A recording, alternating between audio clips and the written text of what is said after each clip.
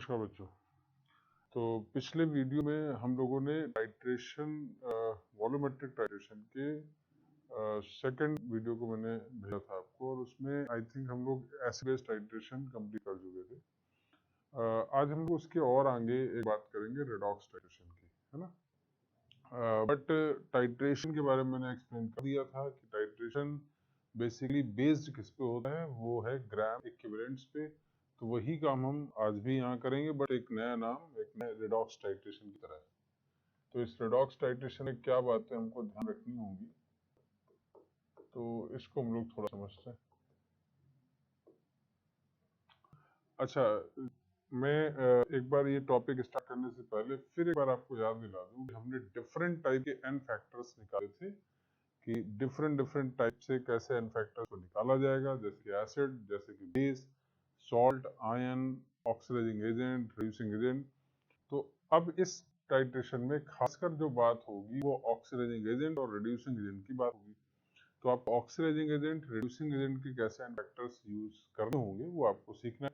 तो एक बार रिवाइज करके बैठे, एक बार पूरी थ्योरी को रिवाइज करें कि कैसे एन फैक्टर्स निकालते थे, क्योंकि उसकी जरूरत यहाँ पे पड़ेगी। तो एक चीज यहाँ पे क्लियर है कि एक कोई ए सब्सटेंस है, दूसरा बी है, और रिएक्शन हो रहा है, सी और डी बन रहा है। तो मैं मान के चल रहा हूँ ये एक ऑक्सीडाइजिंग एजेंट है, ऑक्सीडाइजिंग एजेंट, और ये एक रिड्यूसिंग एजेंट है, और ये सब्सटेंस इसमें मान लीजिए बदल गया होगा और ये सब्सटेंस इसमें बदल गया होगा। तो ऑक्सीडाइजिंग एजेंट अगर है तो इसका रिडक्शन रहा होगा, यानी हम बोल सकते हैं कि ये रिडक्शन किया होगा, और ये रिड्यूसिंग एजेंट है तो इसका मतलब ऑक्सीडेशन रहा होगा।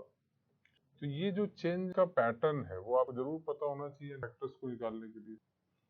अब हमें पता है कि लॉ ऑफ इक्विवेलेंस के हिसाब से कि gram equivalent of A is equal to gram equivalent of B is equal to gram equivalent of C is equal to gram equivalent of D. ये हमको पता है। अगर हमें लॉजिकली ये बात ध्यान रखनी है कि ग्राम इक्विवेलेंट बस बराबर कर रहे हैं अगर ये दोनों केमिकल आपस में रिएक्शन करते हैं, एक्सेस ना हो कोई, और इसी कॉन्सेप्ट पे हम लोगों को बात चलना है। बट यहाँ पे ज्यादातर तो क्वेश्चंस में आपको ये बात बता दी जाती है कि कोई ऑक्सीडाइजिंग एजेंट अपने आप को रिड्यूस कहाँ पे करेगा, और कोई रिड्यूसिंग एजेंट अपने आप को ऑक्सीडाइज कहाँ पे करेगा। मतलब रिडॉक्स के पैटर्न को आपके सामने रखा जाता है। बट पढ़ने से पहले कुछ बातें, कुछ इंपॉर्टेंट ऑक्सीडाइजिंग एजेंट के बारे में बात करूंगा। तो जिनमें से दो इंपॉर्टेंट ऑक्सीडाइजिंग एजेंट हैं जिनको अलग अलग तरीके से हमें जानना है। एक KMnO4, इसको आप MnO4 माइनस भी लिख सकते हैं क्योंकि K प्लस कोई रोल नहीं होता।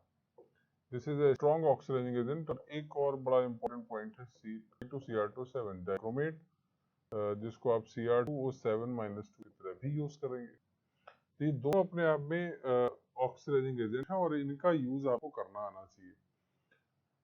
तो अपने आप को जब ये ऑक्सीडाइजिंग एजेंट बोलेंगे तो अपने आप को रिड्यूस करेंगे। तो रिड्यूस कहाँ कहाँ कैसे कैसे होता है, तो उसका पैटर्न आपको याद रखना है। हालांकि रिएक्शंस में दिया जाता है, तो मैं उस पर आगे आता हूँ। अब जैसे मैं बात कर रहा हूँ MnO4 माइनस की, इसके अपने ऑक्सीडाइजिंग जो पैटर्न है, ऑक्सीडाइजिंग एजेंट, तो देखो ये कैसा होगा। ये तीन अलग अलग मीडियम में, जैसे पहला है एसिडिक मीडियम, तो ये आपको याद रखना होता है ज्यादातर कि MnO4 माइनस अपने आप को Mn+2 में बदल देता है। समझ मेरी बात? किसमें? एसिडिक मीडियम में। दूसरा मीनिंग है बेसिक मीडियम। बेसिक मीडियम में MnO4 माइनस 1 अपने आप को बदलकर MnO4 माइनस 2 ले आता है। और तीसरा केस है न्यूट्रल, या न्यूट्रल की जगह आप साथ में स्लाइटली बेसिक भी बोल सकते हैं। ये आया हुआ क्वेश्चंस भी है। स्लाइटली बेसिक का मतलब ही यही होता है।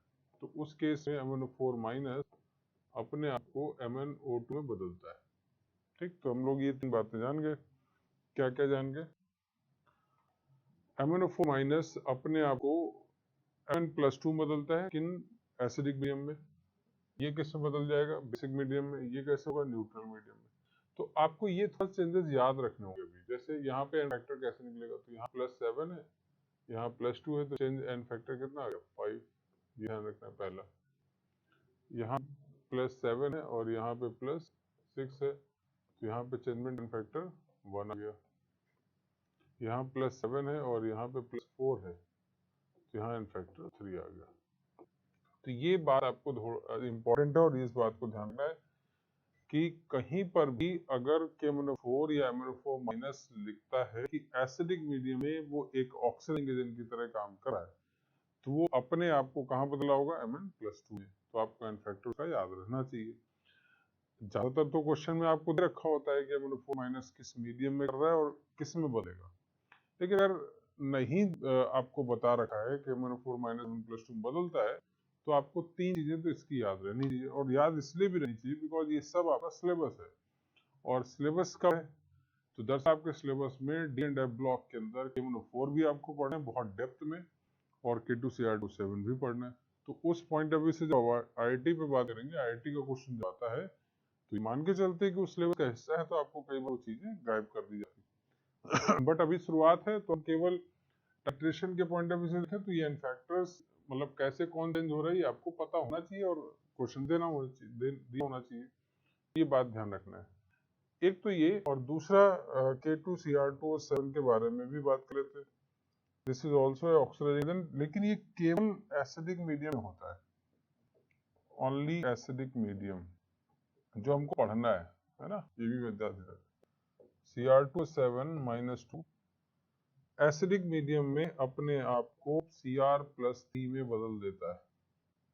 इसका एन फैक्टर कितना हो जाएगा? देखो, +6 है, +3 है, चेंजमेंट 3 बट क्रोमिन 2 है, तो 3 into 2 this is an factor 6।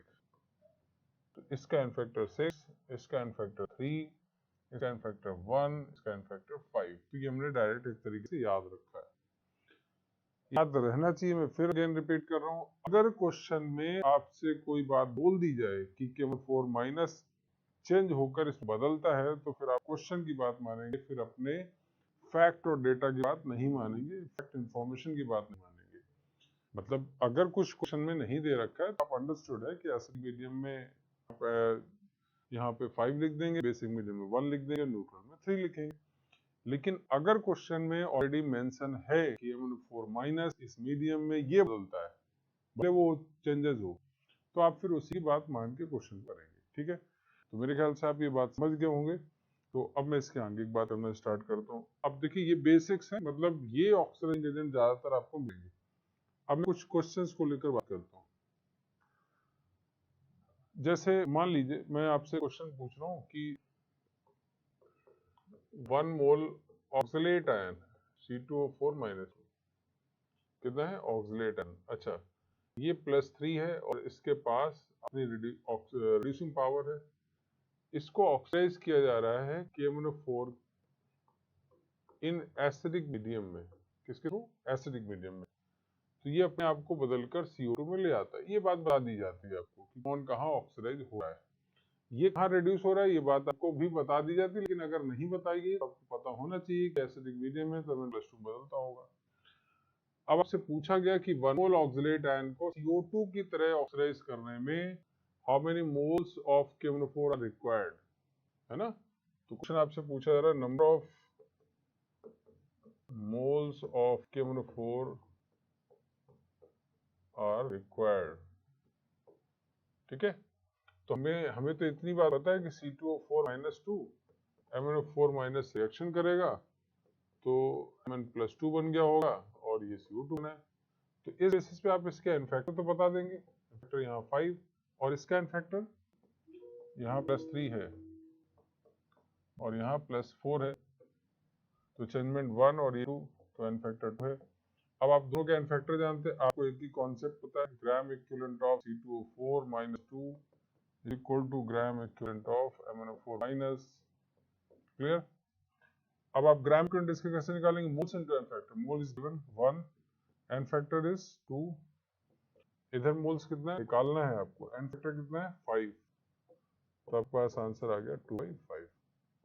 तो ये एक सीधा सा कॉन्सेप्ट है कि 2/5 मोल्स KMnO4 रिक्वायर्ड होगा आपको अगर 1 मोल ऑक्सलेट आयन को ऑक्सीडाइज करना है। ठीक, सिमिलर क्वेश्चन अगर आपसे पूछा जाता KMnO4 इन बेस मीडियम कितना रिक्वायर्ड होगा मोल्स, तो आप वही करते, बस डिफरेंस क्या होता है देखो, 1 into 2 is equal to moles into N factor. अब कितना लिखना होगा 1, बेसिक मीडियम याद करो, यहाँ पे इनकी वैल्यू कितनी आ जाती 2 मोल, मतलब आपको 2 मोल लग रहे होते, जो पहले लगा था उसका 5 टाइम्स ज्यादा लग रहा होता है। समझ पा रहे हैं? इसलिए बेहतर क्या होता है कि आप हमेशा KMnO4 को एसिडिक मीडियम में ही ऑक्सीडाइज कराएं, ना कि बेसिक में। फिलहाल ये तो क्वेश्चन है। इसी पे अगर आपसे पूछा जाता न्यूट्रल मीडियम में KMnO4 का कितना मोल लगेगा, तो अब आप क्या लिखते हैं 1 into 2 is equal to n into 3, तो यहाँ से n की वैल्यू आ गई 2/3। समझ रहे बात? ये भी हालांकि ठीक है। तो इस तरह से आप इस क्वेश्चन को पूरी तरह से कंप्लीट कर रहे हैं कि 1 मोल ऑक्सलेट आयन को अगर KMnO4 ऑक्सीडाइज करता है और CO2 तक बदलता है, तो उस केस में इसके कितने मोल लगेंगे इन डिफरेंट मीडियम्स, तो आप आसानी से निकाल सकते हैं। ठीक है, तो इसको नोट करिए और क्वेश्चन को भी बहुत थॉरोली, बहुत डिटेल से, बहुत एक एक पॉइंट को समझते हुए चलिए। नोट करिए। चलिए, तो अब हम लोग एक आगे वाले पार्ट पे आते हैं। तो देखिए ये एक बेसिक सा क्वेश्चन था, अब हम लोग और क्वेश्चन कुछ ले लेते हैं, है ना। अब देखिए हर क्वेश्चन में चेंजेस एक ही टाइप के होंगे। क्या चेंज होगा? पूरे रेडॉक्स टाइट्रेशन में आपको डिफरेंट चीजें क्या मिलेंगी, जो सब्सटेंस ऑक्सीडाइज होने वाला होगा उसके पैटर्न अलग अलग होंगे, डिफरेंट टाइप का कंपाउंड्स होगा, ऑक्सीडेशन अलग अलग तरीके का होगा। तो जैसे मान लीजिए मैं अब आपसे बोल रहा हूँ, क्वेश्चन और ले लेते हैं। अच्छा, उसी क्वेश्चन को अगर मैं ऐसे लिखता C2O4 minus 1 mole of oxide oxidized by K2Cr2O7 in acidic medium, then how many moles are required? इसमें भी तो आ सकता है क्वेश्चन। तो आपके पास सिंपल सा तरीका है, आपको पता है कि gram equivalent of C2O4 minus 2 is equal to gram equivalent of K2Cr2O7, ये लिख सकते हैं आप।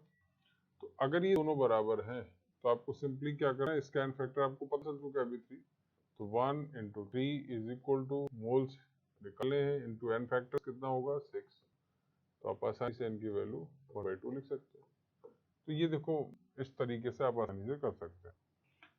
अच्छा, कैसे कैसे नयापन कैसे आएगा क्वेश्चन को? हो सकता है आपसे इस तरह से क्वेश्चन पूछ दिया है। देखो यही सब चीजें आपको सीखनी है।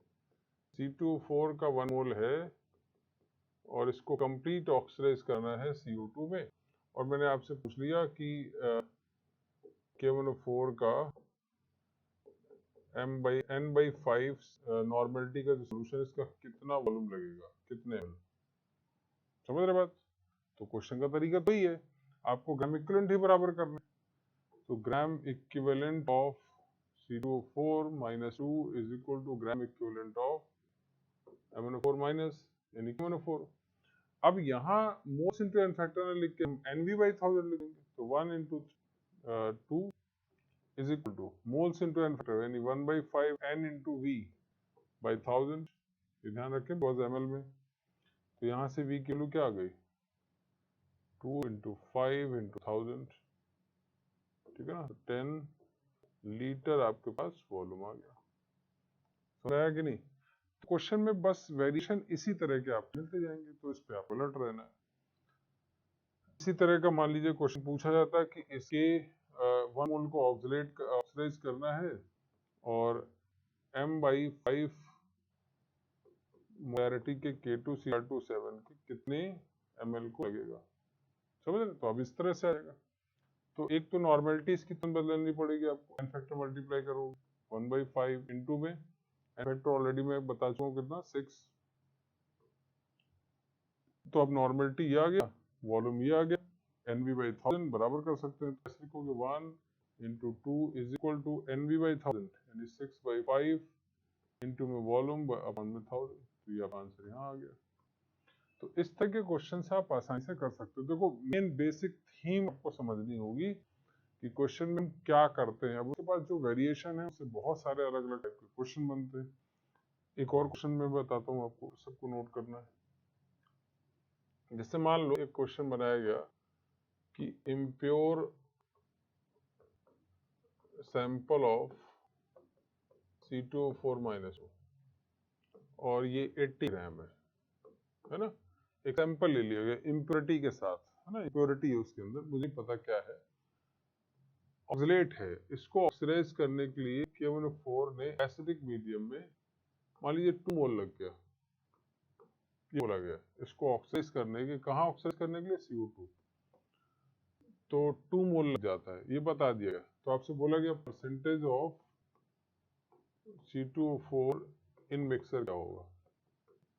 तो देखो ऑक्सीडाइज ये जो कर रहा है वो तो केवल ऑक्सीडाइज को ही करेगा ना, तो हम ये लिख सकते हैं gram equivalent of C2O4-2 is equal to gram equivalent of KMnO4, है ना।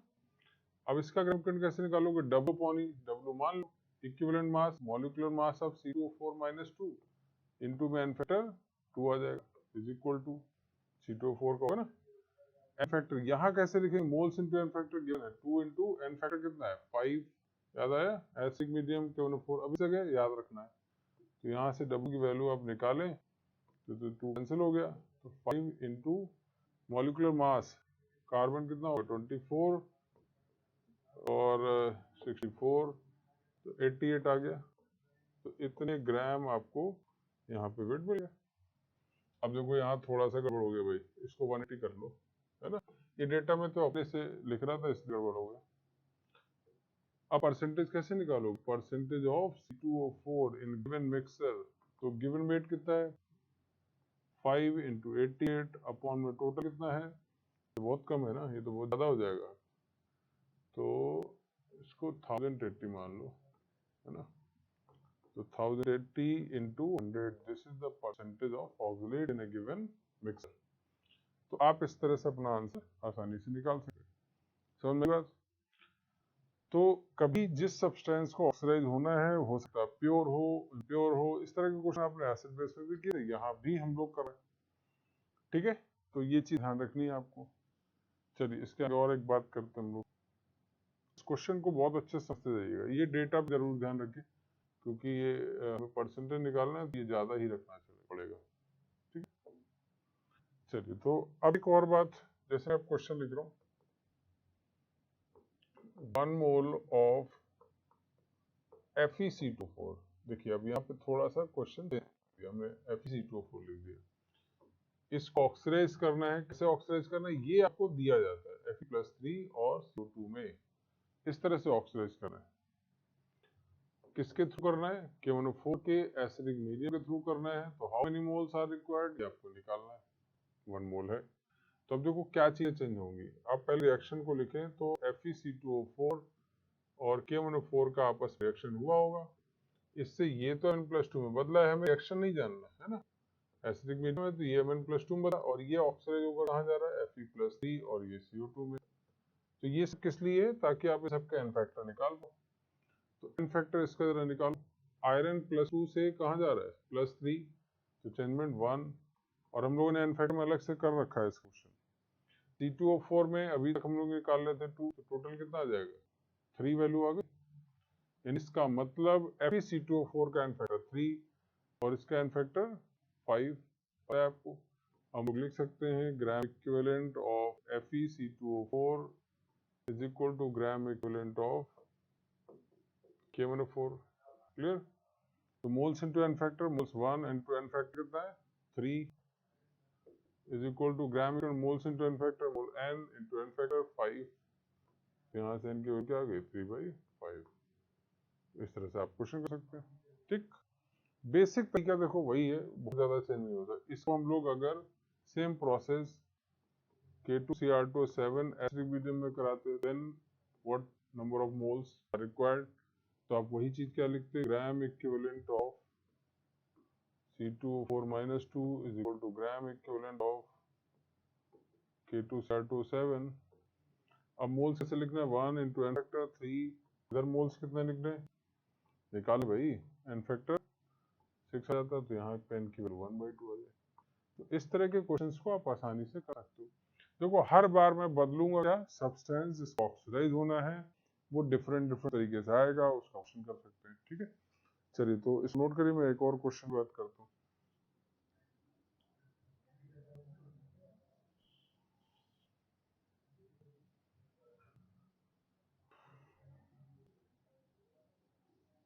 चलिए तो आगे बढ़ते हैं। अब देखिए इस तरह के ही क्वेश्चंस बेसिक ज्यादातर आते हैं बहुत सारे जगह पे, ऐसे क्वेश्चन, और कुछ बुकलेट में बहुत जगह अच्छे क्वेश्चन मिल जाएंगे आपको। अब थोड़ा सा और आगे की बात कर रहा हूँ कि क्वेश्चन में और क्या नया चेंज आ सकता है। जैसे एक और क्वेश्चन दे रहा हूँ, मान लीजिए मैंने लिखा Fe2C2O4 होल थ्राइस, ये 1 मोल है आपके पास, इसको ऑक्सीडाइज कराना है तो Fe+3 बनेगा CO।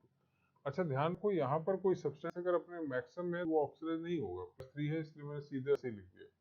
इसको कौन ऑक्सीडाइज करा है, MnO4- एसिडिक मीडियम में करना है, कितने मोल लगेंगे निकालना है। अगेन इसको भी कर सकते हैं, देखो तो पहले तो आप सबके एन फैक्टर दोनों निकालो। इसका एन फैक्टर तो पता है KNO4 का एन फैक्टर होगा 5, इसका एन फैक्टर कितना होगा निकालो। +3 से कोई मतलब है नहीं, कार्बन एक ऑक्सीडेट का आता था कितना 2, और यहाँ 3 तो कितना आ जाएगा 6।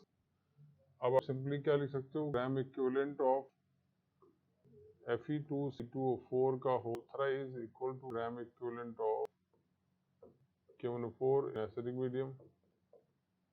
क्या लिखोगे, moles 1 into N factor 6 equal to N factor 5 into N, तो एन की वैल्यू कितना गई 6/5, तो ये निकाल सकते हो। ऐसे आपको क्वेश्चंस मिलेंगे। इसी में K2Cr2 7 वाले भी मोल्स निकाल सकते हैं। K2Cr2 7 एसिडिक मीडियम, तो 1 into 6 equal to N factor 6, तो यहाँ से एन की वैल्यू कितना गई 1, तो यहाँ 1 मोल रिक्वायर होगा, है ना। तो ये चीजें आपको ध्यान रखनी होगी। एक और बात ध्यान, थोड़ा बेसिक्स आपको याद रहना चाहिए, कोई ऑक्सीडाइजिंग एजेंट अगर है तो वो ऑक्सीडाइज उसी सब्सटेंस को कराएगा जो ऑक्सीडाइज हो सकता है। जैसे मान लीजिए इसके अंदर ऑक्सीडाइज होने वाला केवल कार्बन था, आयरन को +3 से आप और ऊपर नहीं ले जा सकते ना, मैक्सिमम तक है। तो ऐसी जगह फिर रिएक्शन अगर लिखा होता है कि ये इसको ऑक्सीडाइज कर रहा है, तो आप किसको ऑक्सीडाइज करेंगे, होने लायक होगा, तो आप आयरन को गिव अप कर देंगे। ये बात थोड़ी ध्यान रखने वाली है, ठीक है। चलिए तो इसको और आगे मैं अगले और क्वेश्चन की बात कर रहा हूँ। जैसे मान लीजिए मैंने लिखा 1 मोल FeS2 which is completely oxidized to Fe+3 and SO2 by the use of M/5 KMnO4 solution है, और आपको बताना है कितने ml इसका लगेगा, ठीक है। चलिए करते हैं उसको। तो आप लोग बीच में ट्राई करते रहें तो ज़्यादा बेहतर है, ताकि ज़्यादा आसानी से आप समझ पाओ। क्वेश्चन जब मैं देता हूँ तो आप, मैं भले कंटिन्यू करूँ बट आप पॉज करके उसको अपने से ट्राई करने की कोशिश करिए। चलिए मैं इसको आगे कंटिन्यू करता हूँ। तो देखो सबसे बड़ी बात है कि आप इसके एन फैक्टर्स पे गड़बड़ी मत करना, सब कुछ वहीं पे। एन फैक्टर यहाँ +2 है तो सल्फर यहाँ -1 है, +2 से +3 यहाँ पे +4, तो +2 से +3 1, सल्फर -1 से +4 मतलब 5, 4 -1 तो 5 आ गया, और इंटू 2 तो 10, तो यहाँ एन फैक्टर जो है उसका वो 11 आएगा। इस बात को दिमाग में रखना है, बाकी तो सिंपल है।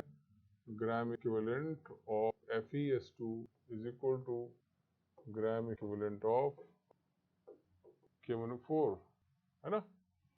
तो आप ग्राम इक्विवेलेंट कैसे लिखोगे, मोल्स 1 है, एन फैक्टर 11 है, और यहाँ पे क्या है gram equivalent, sorry N into V लिखोगे, तो नॉर्मेलिटी निकालने के लिए N इंटू वी, तो N कितना आ जाएगा 1/5 इंटू 5, एन फैक्टर तो वही, तो 1 आ गया, तो आप इसको 1 लिख सकते हैं।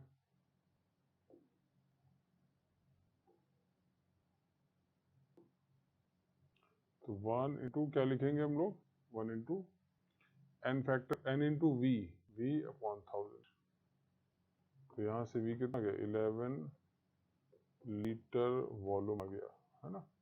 तो इस तरह से आप आंसर अपना कर सकते हैं। तो देखो अब मेरे ख्याल से इतने क्वेश्चन के बाद एक समझ बन गई होगी कि रेडॉक्स में आपको करना क्या है, किस तरह से एक्सप्लेन करना है। तो एक तो ये बड़ी इंपॉर्टेंट चीज है, इससे आप बेसिक लेवल के क्वेश्चन बहुत आसानी से समझ सकते हैं। रेडॉक्स का मतलब यहाँ पे हमें रेडॉक्स से रिलेटेड ही एक और टॉपिक आता है जिसको मैं, है तो ये रेडॉक्स ही, बट उसका एक नया नाम स्पेसिफिक हो गया है जिसको आप सब लोग जानते हैं, बहुत फेमस है, आयोमेट्रिक टाइट्रेशन या आयोडीमेट्रिक टाइट्रेशन। तो ये क्या है? दरअसल ये एक रेडॉक्स रिएक्शन ही है, बट स्पेसिफिक आप आयोडीन के लिए बात कर रहे होते हैं, इसलिए उसका नाम आयोमेट्रिक टाइट्रेशन हो गया, इसके अलावा नथिंग एल्स। बहुत सिंपल, बहुत स्ट्रेट आपको पढ़ना है कि this is also a type of redox reactions, but एक स्पेसिफिक आयोडीन के बारे में वहाँ पे बात होगी, इसलिए आप उसको ऐसा लिखेंगे। बाकी रेडॉक्स का जो कॉन्सेप्ट वाला पार्ट था, थ्योरेटिकल पार्ट, वो इतनी है, तो आप इतनी टॉपिक को ही लेकर चलेंगे। अब मैं जरा उसको भी ऐड ऑन कर लेता हूँ ताकि आप आसानी से समझ पाओ। अच्छा, आयोडोमेट्रिक टाइट्रेशन को अगर हम ध्यान दें तो इसमें क्या बात ध्यान रखें? देखो, कुछ रिएक्शंस को लेकर जरूर बात ध्यान रखनी, क्योंकि अभी आपने हालांकि सब सिलेबस का हिस्सा है, बट अभी आपने पढ़ा नहीं, इसलिए उसको नहीं करेंगे। तो दरअसल क्या होता है, जैसे मान लो कॉपर सल्फेट है, इसका रिएक्शन आप के से पढ़ रहे हो, तो हम लोग करते क्या, पहले उसको समझ लें। आयोडोमेट्रिक में दरअसल हम कोई दो केमिकल की रिएक्शन कराकर या किन्हीं भी रीजेंट से किसी भी तरीके से आयोडीन को बनाते हैं। I2 को बनाने के बाद फिर जो आयोडीन बना, उस आयोडीन को हम ऑक्सीडाइज एजेंट की तरह काम करा देते हैं, मतलब उसको रेडॉक्स रिएक्शन में इन्वॉल्व कराते हैं, और उसके बेसिस पर आयोडीन का अमाउंट हमें पूछना होता है, इसलिए इसका नाम आयोडोमेट्रिक टाइट्रेशन हो गया। थोड़ा सा हम लोग रिएक्शंस जो मेजर यूज किया था उसके बारे में बात करते हैं। जैसे कॉपर सल्फेट और के का रिएक्शन, तो दरअसल क्या होगा, इसको जब भी कभी आयनिक कंपाउंड रिएक्शन करते हैं तो आयन एक्सचेंज कर दिया करो, बड़ा सिंपल है। तो यहाँ पर 2 टाइम कर दो, तो क्या आ जाएगा, K2SO4 and this is the CuI2। Clear? अब क्या होता है, कॉपर जो +2 होता है वो अपने आप में डिकम्पोज हो जाता है। अब मैं इसके बारे में थोड़ा डिटेल बाद में बताऊंगा। तो ये अपने आप Cu2I2 में बदल देता है और आयोडीन में बदलता है। तो यहाँ क्या है, +1 में आ गया कॉपर, यहाँ Cu2I2 में। बेसिकली इसको भी समझना हो तो ये ऐसा है। दरअसल क्या होता है, Cu+2 जो है वो I- के साथ इनका खुद का आपस में रेडॉक्स रिएक्शन होता है। जरा ध्यान समझना, ये ऑक्सीजन होना चाहता है, ये रिड्यूस होना चाहिए, तो इनके आपस के रिडक्शंस के बाद क्या होता है, ये आयोडीन बदल जाता है और ये Cu+1 होता है। तो दरअसल इनके अंदर ही, मॉलिक्यूल के अंदर ही रेडॉक्स हो जाता है, इसलिए आप उसको अभी फिलहाल जनरल ज्यादा मत समझें, ऐसे समझ लें Cu2I2 डिकम्पोज होगा और Cu2I2 और आयोडीन बदल गया। अच्छा, इसको बैलेंस करके एक साथ काटना होगा, 2 टाइम्स यहाँ पे आ गया, इसको मैं 2 टाइम्स करूंगा, यहाँ क्या आ जाएगा, 2 टाइम्स, दिस इज 4 टाइम्स, ये 4 टाइम्स कर देते हैं, यहाँ 2 टाइम्स और ये भी 2 टाइम्स। तो अब आप इसको चाहें तो कैंसिल, ऐसे कैंसिल किया नहीं जाता केमिस्ट्री में, बट ऐसा कोई ऐसा रूल हम लोगों ने यहाँ फॉलो नहीं करना। CuSO4 plus 4Ki and this is Cu2I2 plus I2 plus 2 times of K2SO4। Clear? तो आप ऐसे लिख सकते हैं। तो ये फाइनल रिएक्शन आपको लिखा मिल सकता है, जरूरी नहीं कि आप ये बीच में लिखो, बट आपके जब आप IIT जैसी बात को कर रहे हो तो सब कुछ जरूरी है आपके लिए, है ना। अब जरा देखो, यहाँ पे कॉपर +1 है, यहाँ कॉपर +1 इधर है, +2 इधर है ना। तो इसका इनफैक्टर कितना आना चाहिए, 1, चेंजमेंट बनाएगा कॉपर प्लस। अच्छा, सल्फेट का कोई लेना था नहीं, +6 यहाँ भी, +6 यहाँ भी, तो सल्फेट को कोई चेंज नहीं होगा, तो इसका इनफैक्टर 1। और I-1 है, और यहाँ I2 0 में चला गया, तो चेंजमेंट इसका भी इनफैक्टर 1। तो आपने ये चीज कैलकुलेशन निकाली, यहाँ सब इस रिएक्शन को पहले तो याद रखो, हालांकि ये रिएक्शन आपको बताई जाएगी, तो इसमें कोई घबराने वाली बात नहीं। आप इसमें ऑक्सीडेशन नंबर के चेंजमेंट से ये निकाल सकते हो कि किसी पर्टिकुलर सब्सटेंस का एन फैक्टर क्या दिया है। अभी कंप्लीट हुआ है, जो आयोडीन आपने बनाया है, इस आयोडीन का फर्दर रिएक्शन होता है किसी दूसरे सब्सटेंस से, और वहां रेडॉक्स रिएक्शन होता है। एक चीज हम इस रिएक्शन में लिख सकते हैं कि gram equivalent of copper sulphate is equal to gram equivalent of iodine, खा सकता है। हालांकि सबके बराबर लिख सकते हैं, बट हमारे पास जो मेन फायदे वाली बात है वो यही है कि जो कॉपर सल्फेट आप ग्राम इक्विवेलेंट देंगे वो किसके बराबर होगा, produced gram equivalent of iodine के, है ना। तो इसको लेके आगे बढ़ते हैं। इसको यहाँ लिखने के बाद थोड़ा सा आगे बढ़ता हूँ। अब जो आयोडीन आपने निकाला वो आयोडीन Na2H2O3 के साथ, यानी इसको बोलते हैं हाइपो सोल्यूशन, इसके साथ रिएक्शन कर रहा है। यहाँ पे ऑक्सीडेशन स्टेट +2 है और यहाँ 0 है, ये ऑक्सीडाइजिंग एजेंट है। दिस इज ऑक्सीडाइजिंग एजेंट, हालांकि बहुत माइल्ड होता है बट ऑक्सीडाइजिंग एजेंट तो है। और ये है यहाँ पे रिड्यूसिंग एजेंट। अब ये रिएक्शन भी आपको जनरली बता दी जाएगी और इसमें क्या होता है, Na2S4O6 बन जाता है और ये 2Na बन जाता है। अब देखो यहाँ पर आयोडीन का एन फैक्टर कितना हुआ, 2 आएगा, 0 से -1 तो चेंज में 1, बट यहाँ 2 है तो 2 आ गया। और इसका एन फैक्टर 2 से +2.5 आएगा, आप लोग निकाल लेंगे तो चेंजमेंट आया 0.5 और यहाँ सल्फर 2 है तो यहाँ भी फैक्टर 1। ठीक है, अब दोनों रिएक्शन को जरा कनेक्ट करो। तो आपने अभी तक लिखा है कि gram equivalent of copper sulphate is equal to gram equivalent of iodine. आप इसी को आगे कंटिन्यू नहीं कर सकते, ग्राम इक्विवेलेंट ऑफ Na2H2O3। तो दिस इज द रूल और इन्हीं सब डेटा पे आपको कोई एक डेटा मिस कर रहा होगा, उसको आपको निकालना होगा। तो है तो भाई ये रेडॉक्सी रिएक्शन, बट एक स्पेसिफिक आयोडीन के बारे में बात हो रही, इसलिए आप इसको आयोडोमेट्रिक टाइट्रेशन का नाम दे देते हैं। तो सिंपल सा तरीका है, सिंपल सा आप क्वेश्चन कर सकते हैं इसमें। तो आयोडोमेट्रिक टाइट्रेशन में हमें इन तीनों पे बात करनी है। अच्छा, जरूरी नहीं कि आप हमेशा इन्हीं रिएक्शन से बात करें, हो सकता है आपको कोई नॉर्मल रिएक्शंस दे रखा हो, आयोडीन का कोई दूसरा प्रिपरेशन मेथड रखा हो, तो अब तो अगर वो ये नहीं दे रखा है, दूसरा दे रखा है, तो आपके लिए तो रेडॉक्स रिएक्शन की तरह से एक नया क्वेश्चन हो, आप उसको देखेंगे भी वैसे ही। बहुत अलग नहीं सोचना है आपको। एक बात तो मैंने फर्ज से क्लियर कर दी है कि आपको ये जानना है कि अगर रिएक्शन हो रहा है तो ग्राम इक्विवेलेंट बराबर होंगे। इसी थीम को पकड़ के आपको चलना है और हर क्वेश्चन को आप आसानी से कर सकते हो। तो ये एक अच्छा टॉपिक है, इसमें बहुत क्वेश्चन आते हैं जी में, तो उसको आप अच्छे से तैयार कर सकते हैं। ठीक है, तो अब मैं कुछ एक दो क्वेश्चन ले लेता हूँ उसके। अब जैसे मान लीजिए मैं आपसे बोलूं कि एक इम्प्योर सैंपल है of copper sulphate having 180 gram, react करता है KI के साथ और ये KI एक्सेस है मान लो, है ना। और जो आयोडीन निकालता है इसके बाद, रिएक्शन के बाद जो आयोडीन मिला, वो उसको पूरी तरह से रिड्यूस करने के लिए आप n/10 Na2H2O3 का 200 ml लगता है, ये कोई डेटा दे रखा है। तो find the percentage of copper sulphate in sample. बात समझिएगा ध्यान से। लेट W ग्राम मान लेते हैं यहाँ पे। तो आपको पता है कि कॉपर सल्फेट का रिएक्शन होगा KI से, तो KI चूंकि एक्सेस में रखा है तो उसके साथ तो ग्राम इक्विवेलेंट बराबर करने नहीं, तो आप लिख सकते हो gram equivalent of copper sulphate is equal to gram equivalent of iodine. जितना आयोडीन मिला उसी को तो हम रिएक्शन कराया, तो आप लिख सकते हो ग्राम इक्विवेलेंट ऑफ Na2H2O3। समझ गए क्यों भाई? अब जरा देखो यहाँ पे हमने क्या मान रखा है, ग्राम इक्विवेलेंट ऑफ। तो अच्छा, आयोडीन को कोई बीच में डेटा दे ही नहीं, रखो जरूरत भी नहीं, सीधे सीधे इसको इक्वेट कर दो, W by equivalent mass of copper sulphate is equal to, यहाँ पे कैसे लिखोगे, NV/1000 1/10 इंटू 200/1000, ऐसे लिख दिया हमने। अब जरा देखो यहाँ पर मॉलिक्यूलर मास, इसका एन फैक्टर कितना है, 1, याद करो, ये ध्यान रखना चाहिए। तो यहाँ हम W upon equivalent mass, molecular मास लिख देते हैं।